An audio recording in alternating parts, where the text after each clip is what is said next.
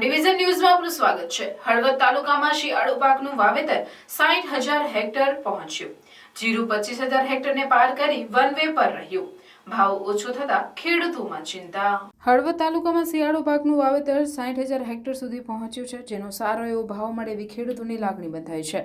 ખેતીવાડી વિસ્તરણ અધિકારી પાસેથી મળતી માહિતી મુજબ ઘઉં 8,995, ચણા 3,950, રાઈ 2,460, વરિયાળી 11,200, ડુંગળી 580, ધાણા 2,915, જીરું 25,300, મેથી 155, લસણ 1,070, શાકભાજી 610, ઘાસચારો 2,865, એમ કુલ 60,100 હેક્ટર જેટલું વાવેતર નોંધાયું છે।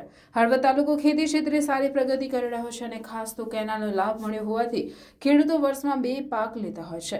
દર વર્ષે શિયાળુ પાકનું વાવેતર 50,000 હેક્ટર અને પાર પહોંચી જતું હોય છે, ત્યારે આ વર્ષે પણ 5,000 હેક્ટર વધીને 60,000 પહોંચ્યું છે। નોંધનીય છે કે સમગ્ર ગુજરાતમાં જીરુના વાવેતરમાં ગત વર્ષ કરતાં આ વર્ષે બમણું વાવેતર થયું છે। રિપોર્ટર પાર્થ વેલાણી।